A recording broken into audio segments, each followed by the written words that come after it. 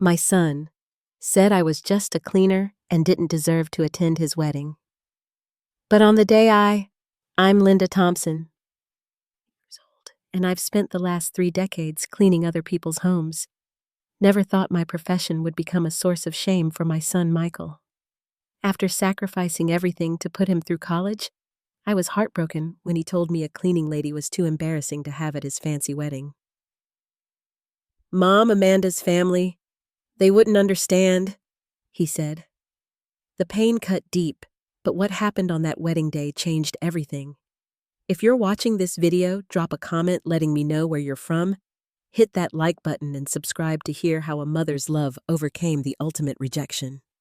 Life wasn't always this complicated.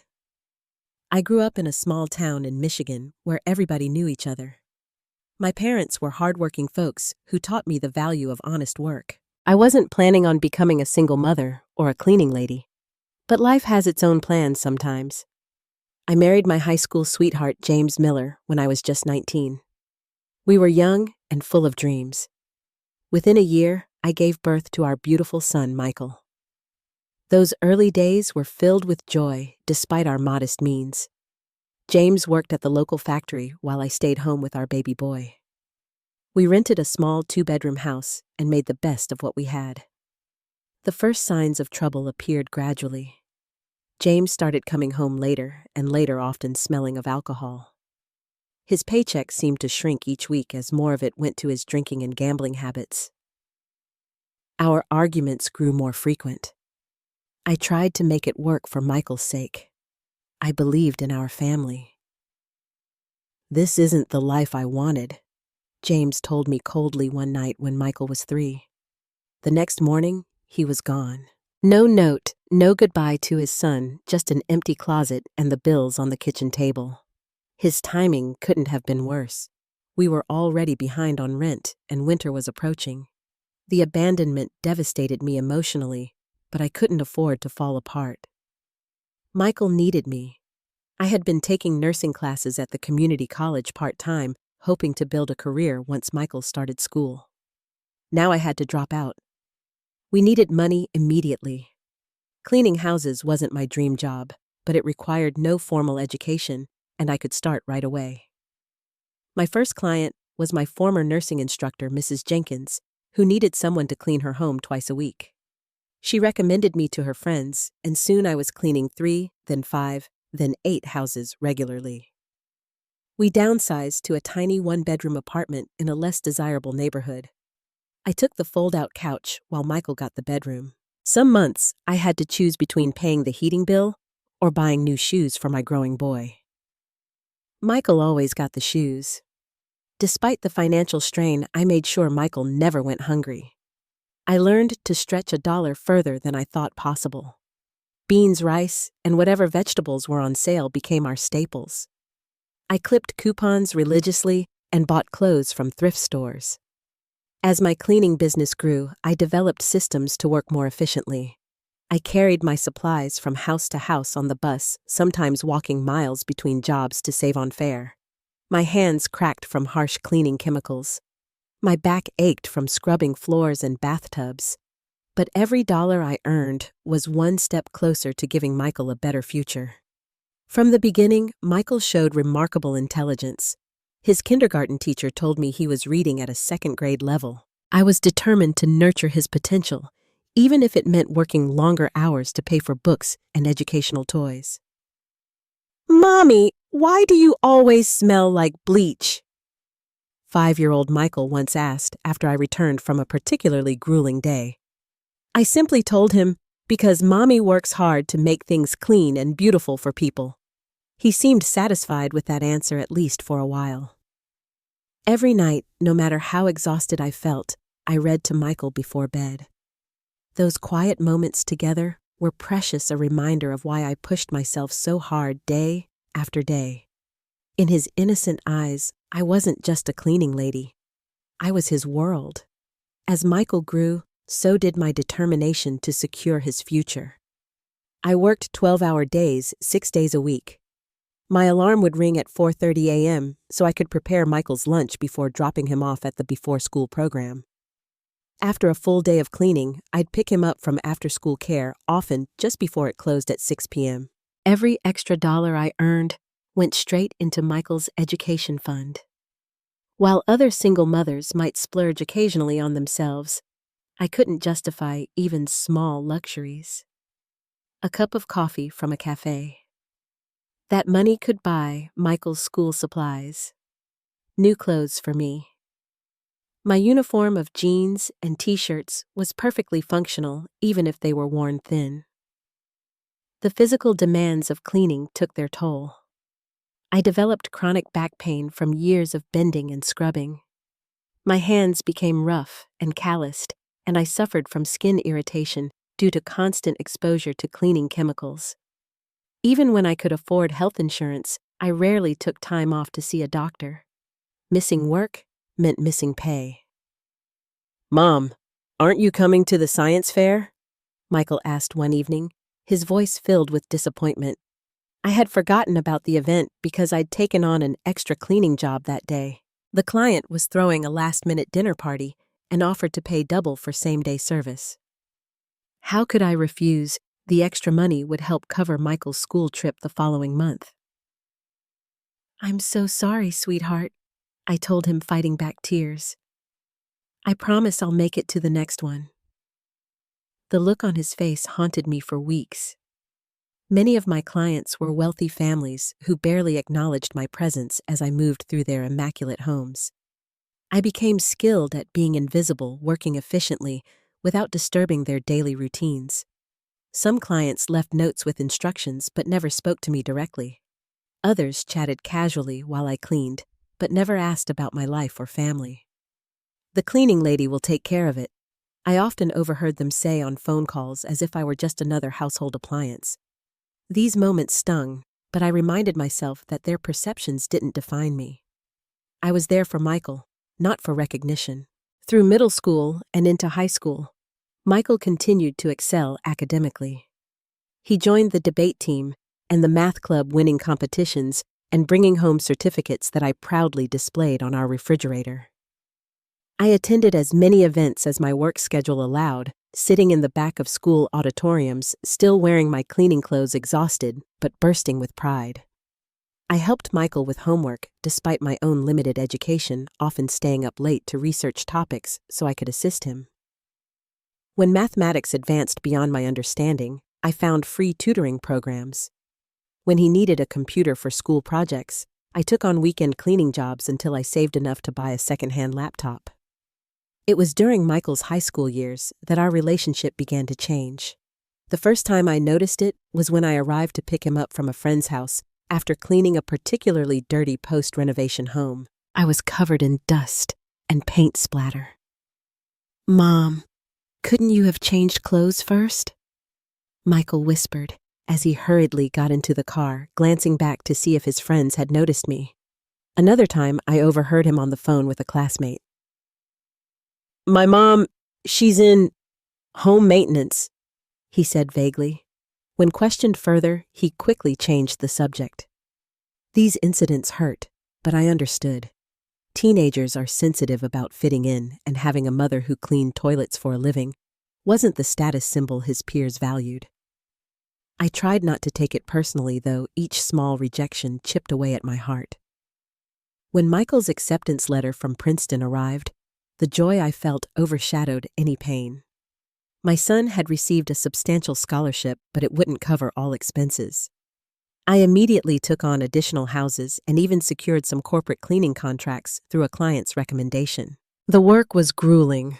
Scrubbing office bathrooms used by dozens of people was far more demanding than residential cleaning, but the pay was better. "You don't have to do this, Mom," Michael protested when he saw me coming home at 9 o'clock one night, barely able to stand straight from exhaustion. "Education is the one thing nobody can take away from you," I told him, repeating what my father had always said to me. "This is your chance to have the opportunities I never had." And so, with my blessing and support, Michael packed his bags and headed off to college, carrying with him my hopes, my sacrifices, and apparently, my shameful secret. Princeton transformed Michael in ways I hadn't anticipated. During his first visit home for Thanksgiving break, I noticed subtle changes. His vocabulary had expanded, peppered with academic terms and references I didn't understand.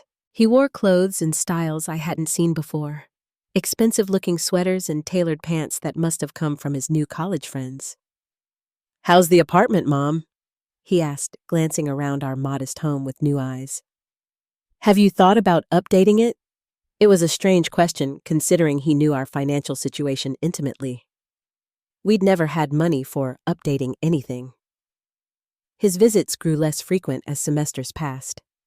During his sophomore year, he spent spring break on a trip to Florida with friends rather than coming home.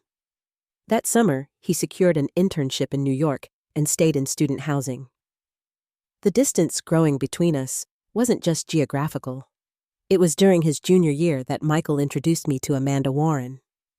They arranged to meet at a restaurant rather than coming to our apartment, a detail that didn't escape my notice. Amanda was beautiful, polished, and clearly from money.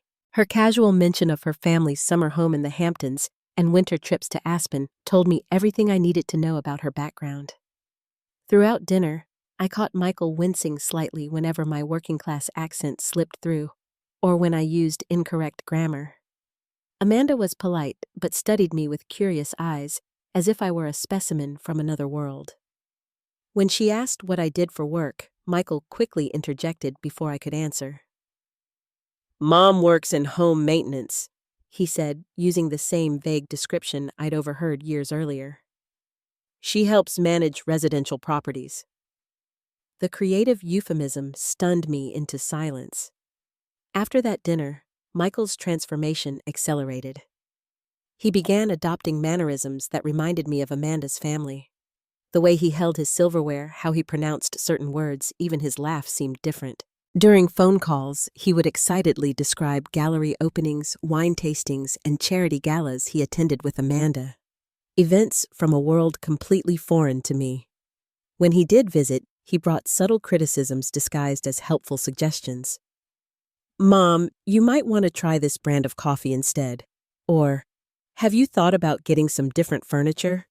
This couch is pretty worn out." Each comment reflected his growing discomfort with his origins. I tried bridging the gap by asking about his studies and friends showing genuine interest in his new life, but conversations became increasingly one-sided. He rarely asked about my work or my life. After graduation, Michael secured a position at a prestigious law firm in Manhattan, no doubt aided by connections through Amanda's family. 2 years later, he called with news of their engagement.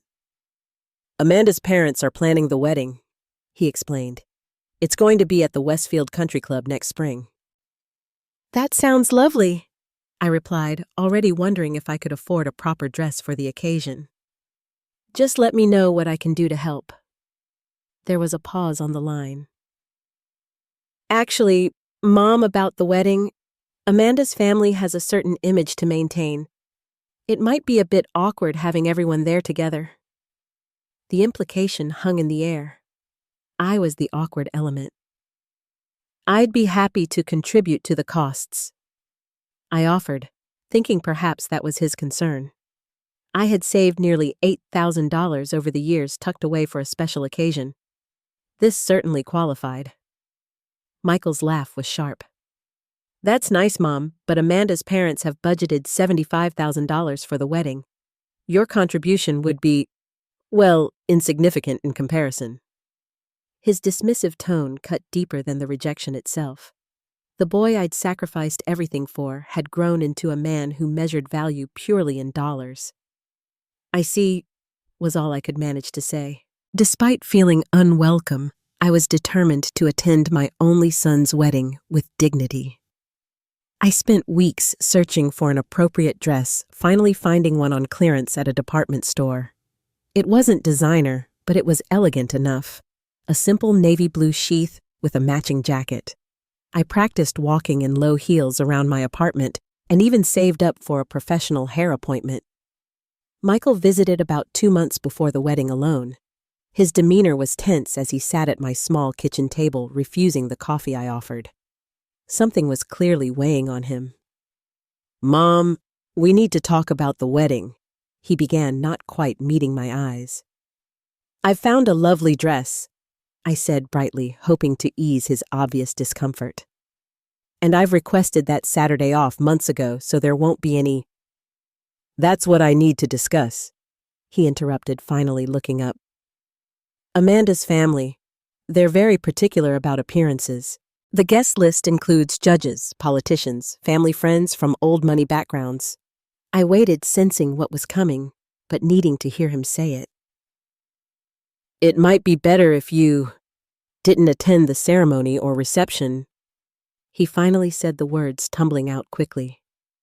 "I mean, what would I even tell people that my mother is a cleaning lady? It would be embarrassing for everyone involved." The room seemed to tilt sideways. Embarrassing. "You know what I mean, Mom. Amanda's mother is on the board of 3 charities. Her father golfs with senators. These people, they judge based on status and background.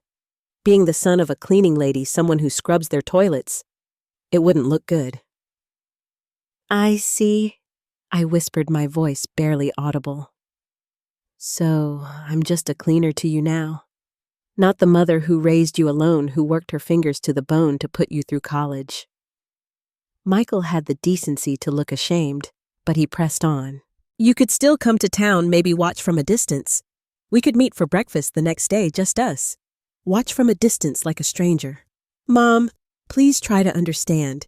This is important for my future, for my relationship with Amanda's family. I can't risk what people knowing where you came from, who loved you before you had fancy degrees and expensive clothes." He stood abruptly. "I knew you wouldn't understand. This is exactly why it wouldn't work the way you talk, the way you see things. You don't fit in that world, Mom." After he left, I collapsed onto the floor, my body shaking with sobs. 30 years of sacrifice dismissed as something shameful. My son, my whole world ashamed of me. The next day, I was cleaning Susan Jackson's house. She'd been my client for over 15 years. She noticed my red eyes and subdued manner. "Linda, what's wrong? You're not yourself today," she said kindly. Something about her genuine concern broke through my resolve to keep my pain private. I told her everything: Michael's success, his transformation, and finally the wedding rejection. Susan was outraged. "After everything you've done for him, that's not just ungrateful, it's cruel." "Maybe I enabled it," I admitted.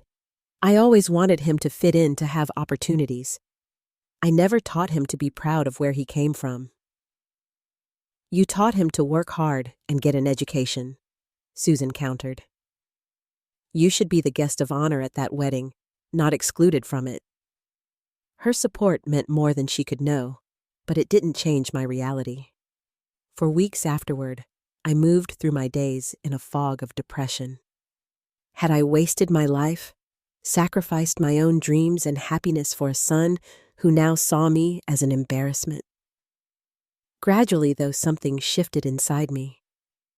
The pain remained, but alongside it grew a quiet determination. If Michael was ashamed of me, that was his burden to carry.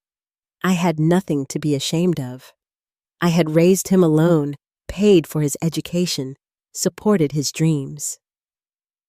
I had cleaned houses honestly and diligently to make that possible. I decided I would respect his wishes and not attend the wedding. Not because I accepted his judgment, but because I wouldn't go where I wasn't genuinely wanted. My dignity was worth more than that. I would love my son from a distance if that was all he would allow. But I would no longer diminish myself to make him comfortable. "Your worth isn't determined by your job title," Susan told me one day. "It's determined by your character. And you, Linda Thompson, have more character than most people I know wearing designer suits." Her words became my mantra as I tried to rebuild my sense of self-worth beyond my identity as Michael's mother. 2 weeks before the wedding, I was cleaning the Blackwells' sprawling lakeside home as I had every Tuesday for the past 8 years.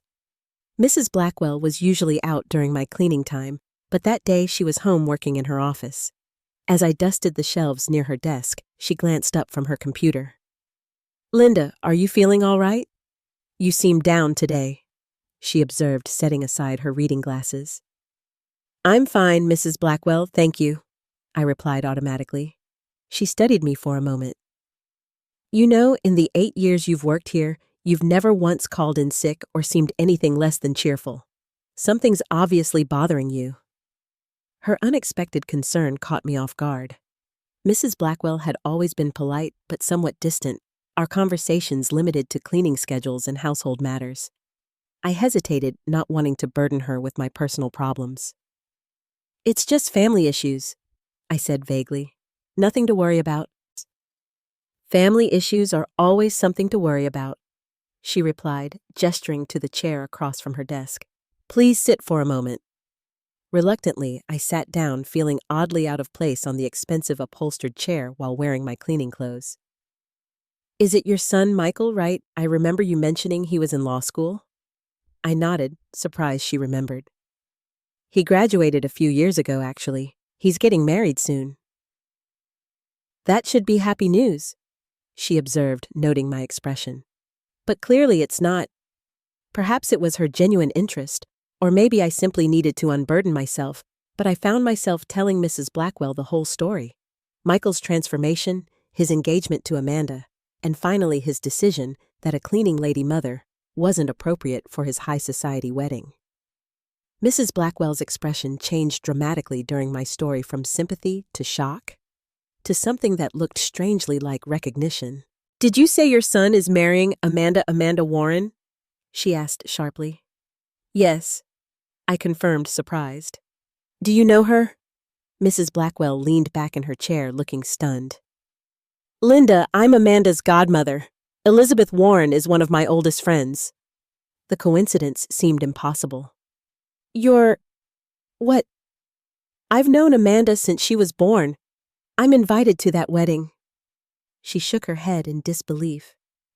"And you're telling me Michael asked you not to attend his own mother?"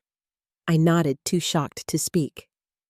"But this doesn't make sense," Mrs. Blackwell continued, clearly puzzled. "Elizabeth has mentioned Michael many times. She told me his mother was an interior consultant who travels frequently for work. That's why they hadn't met you yet. Supposedly, you were always away on business trips." The pieces suddenly clicked into place. Michael hadn't just been embarrassed by my profession.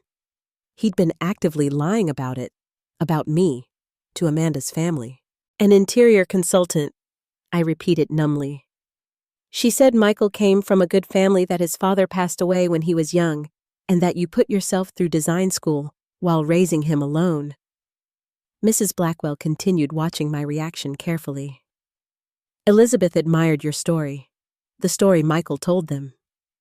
The betrayal cut even deeper than the rejection. Not only was I not good enough to attend the wedding, but Michael had created an entirely fictional mother to present to his future in-laws. "Amanda has no idea, does she?" I asked quietly.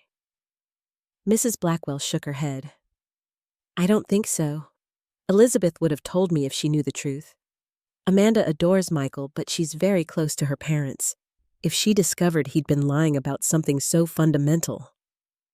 The implications hung in the air between us. My revelation could potentially destroy my son's relationship. Despite everything, I didn't want that. "What are you going to do, Mrs. Blackwell asked. Before I could answer, my phone rang. The screen showed a number I didn't recognize. "Hello," I answered. "Ms. Thompson, this is Amanda Warren, Michael's fiancée." My heart nearly stopped. I looked at Mrs. Blackwell in panic. She motioned for me to stay calm. "Hello, Amanda," I managed to respond.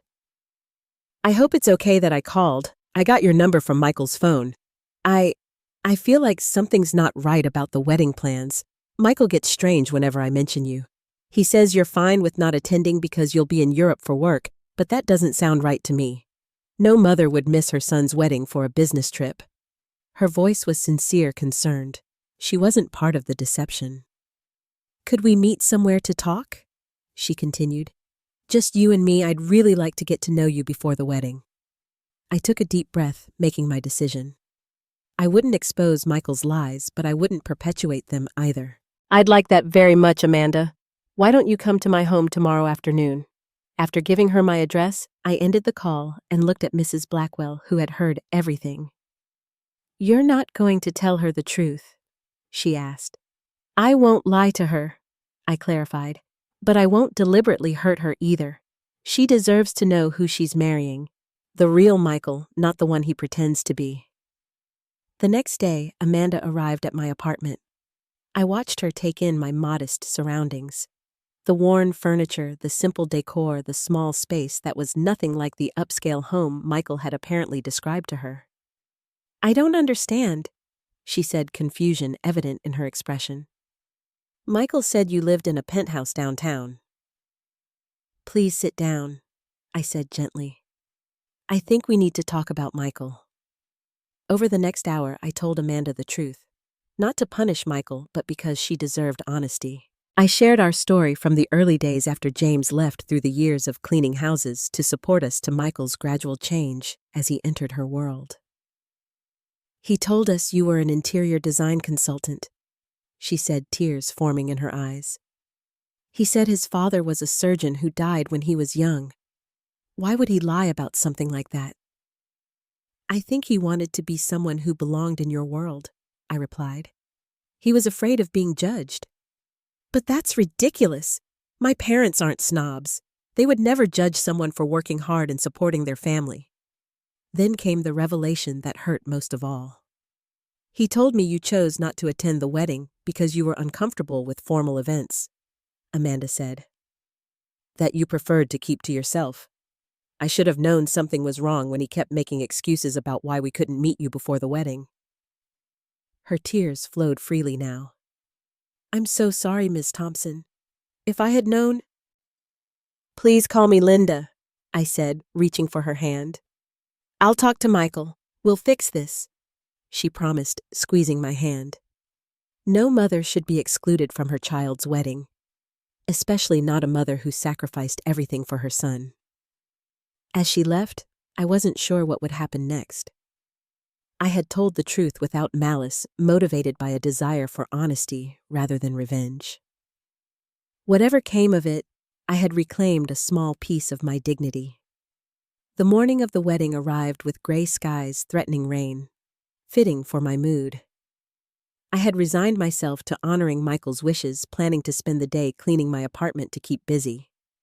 I certainly didn't expect the knock on my door at 9 a.m. When I opened it, I found Amanda standing in the hallway wearing her wedding dress, her father beside her in a tuxedo. Amanda, what are you doing here? The ceremony is in 4 hours. I stammered, completely bewildered. We're here to bring you to the wedding, she said simply. Where you belong. Her father stepped forward, extending his hand. Ms. Thompson, I'm Robert Warren. I want to personally apologize for what's happened. My wife and I had no idea about Michael's deception. We would never have excluded you from this day. I stood frozen, unable to process this sudden turn of events. But Michael, I began. Michael needs to face the consequences of his actions, Amanda said firmly.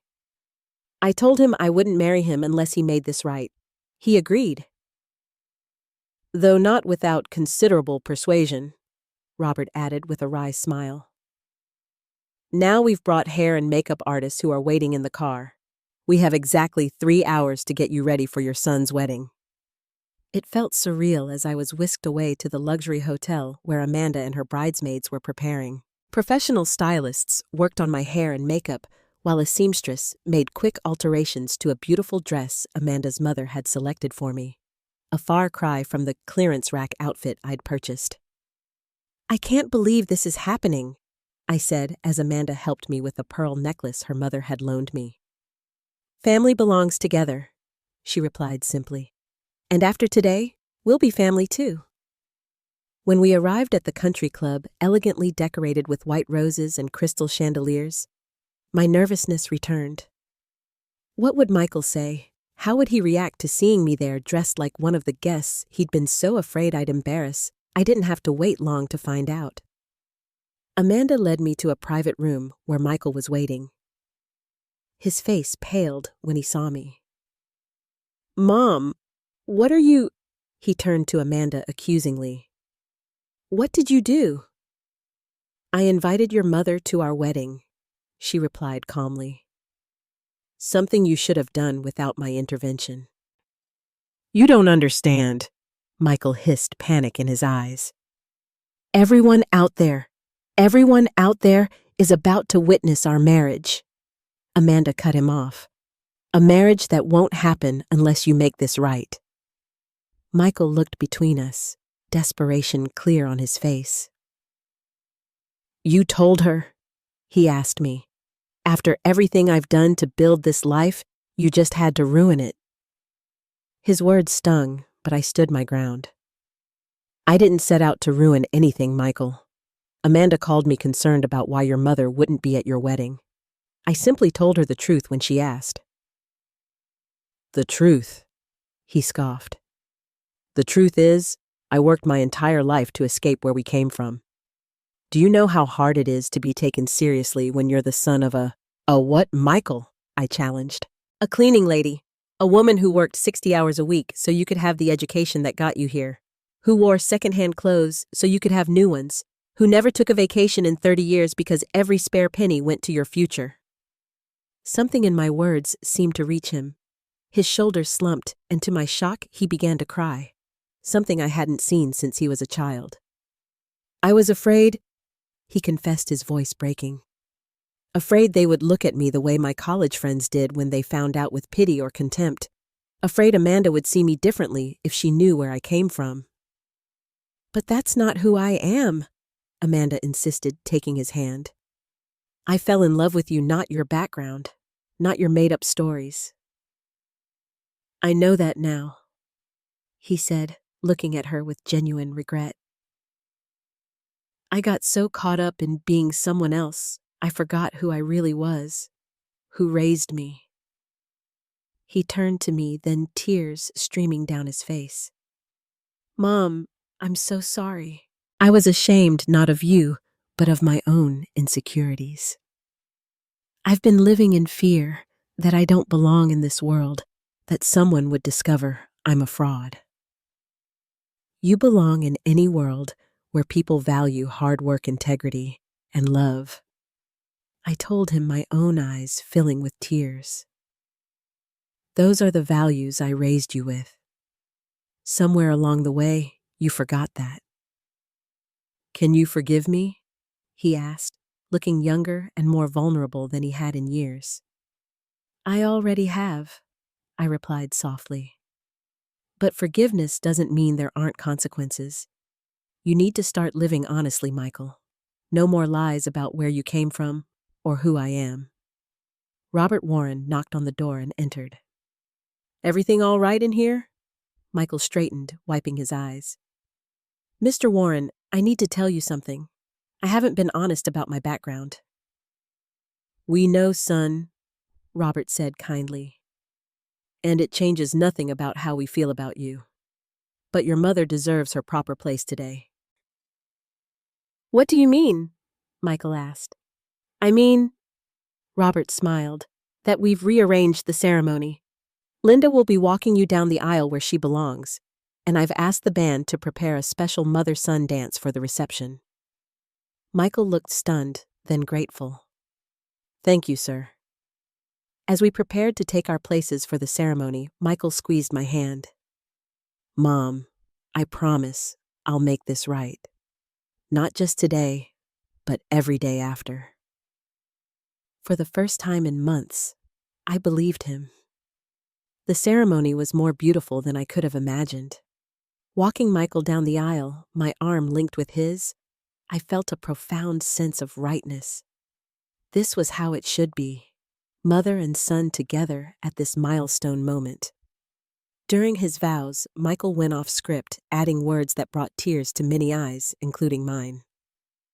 "Amanda, I promise to love you honestly and completely without pretense or masks. You've taught me that true love accepts all of who we are, our strengths and our flaws, our achievements and our origins. At the reception before the first dance, Michael asked for everyone's attention. Standing in the center of the room, he took the microphone, his expression solemn but determined. "Before we continue celebrating, there's something important I need to say," he began. "Many of you have heard the story of how I grew up. The son of a successful interior designer raised in privilege and comfort after losing my father young. That story was a lie." A murmur rippled through the crowd. Michael continued. "The truth is, I was raised by a single mother who cleaned houses for a living," he said, looking directly at me. "She worked tirelessly, often 16 hours a day, to give me opportunities she never had. Every diploma on my wall, every achievement in my life exists because of her sacrifice." He extended his hand toward me. "Mom, would you please join me?" With trembling legs, I walked to stand beside him. "This is my mother, Linda Thompson," Michael announced proudly. "Not an interior designer or business executive, but the strongest, most selfless person I've ever known. I stand here today not despite where I came from, but because of it, because of her." He turned to face me directly. "Mom, I am so sorry for ever making you feel like you weren't good enough. The truth is, I've never deserved you. Thank you for never giving up on me, even when I gave you every reason to." There wasn't a dry eye in the room as Michael embraced me. The band began playing, and he led me to the dance floor for our mother-son dance. As we swayed to the music surrounded by applause, he whispered, "I love you, Mom. I'm so proud to be your son." In that moment, all the years of struggle, sacrifice, and heartache felt worth it. My son had found his way back to himself and to me. The weeks following the wedding brought changes I never could have anticipated. Michael and Amanda visited my apartment the day after returning from their honeymoon. "We have a proposition for you," Amanda said, excitement in her voice. They explained their plan to help me expand my cleaning business into a proper company. Amanda's family had connections with several corporate offices and luxury hotels that needed reliable cleaning services. Michael would use his legal expertise to help me establish the business formally, with contracts, insurance, and employee benefits. "We could call it Thompson Professional Services," Michael suggested. "Start with a small team and grow from there. You could train other cleaners in your methods, supervise rather than doing all the physical work yourself." "And we've found a better apartment for you," Amanda added. "It's in our building just 2 floors down. The rent is reasonable, and you'd be close enough that we could see each other regularly." I was overwhelmed by their enthusiasm and generosity. "I don't know what to say. This is more than I ever imagined for myself." "Say yes," Michael urged. "Let me help you the way you've always helped me." Over the following months, my small cleaning service grew into a legitimate business. I hired 3 other single mothers as my first employees, understanding their needs and struggles intimately. The work was still challenging, but now I had support and a vision for the future beyond just surviving. Michael and I met weekly for lunch, rebuilding our relationship brick by brick. During one of these lunches, he shared a revelation.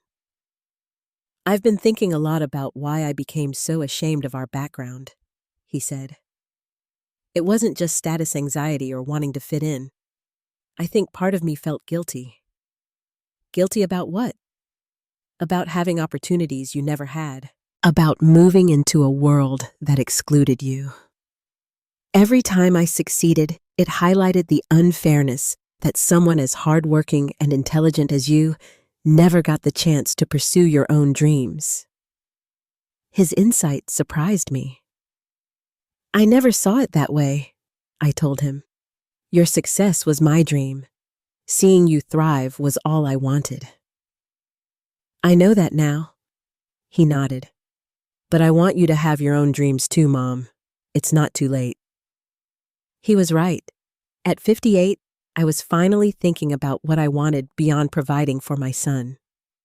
With the business growing, I had time to take a few classes at the local community college, picking up the education I'd abandoned 30 years ago when James left. Amanda became like the daughter I never had. She often accompanied me to client meetings, lending her business expertise and connections. Unlike Michael's earlier embarrassment, she spoke proudly about my journey from solo house cleaner to business owner. "My mother-in-law is the embodiment of the American dream," she would tell people. "She built something from nothing through pure determination." One evening during dinner at their apartment, Amanda shared news that brought our journey full circle. "We wanted you to be the first to know," she said, glancing at Michael with a smile. "We're expecting. You're going to be a grandmother." As I hugged them both, tears of joy streaming down my face, Michael whispered, "Our child will know exactly where they come from, Mom. They'll know their grandmother's real story, not some sanitized version. They'll learn that hard work has dignity, no matter what form it takes. And we'll teach them that family accepts each other unconditionally," Amanda added. "That's the lesson I hope they learn above all else." Looking back on the painful rejection that nearly kept me from my son's wedding, I now see it as a necessary crisis that ultimately healed our relationship. Michael had to confront his shame and pretense to become the authentic man he is today. I had to assert my worth beyond my role as his mother. True family, whether born or chosen, sees past job titles and bank accounts to the heart of a person. Worth isn't measured by the work you do, but by the love you give and the integrity with which you live. If you're watching this and struggling with family rejection or shame about your background, remember that honesty eventually clears a path to healing. Stand firm in your dignity. You never know when the wedding day you were excluded from might become the very event that brings your family back together. I'd love to hear your stories of family reconciliation or how you've dealt with rejection from loved ones. Have you ever been ashamed of your family or had family members ashamed of you? How did you work through it? Drop a comment below, like this video if it resonated with you, and subscribe for more real-life stories of healing and growth. Thank you for listening to my journey. Sometimes the most painful moments in our lives lead to the most beautiful transformation.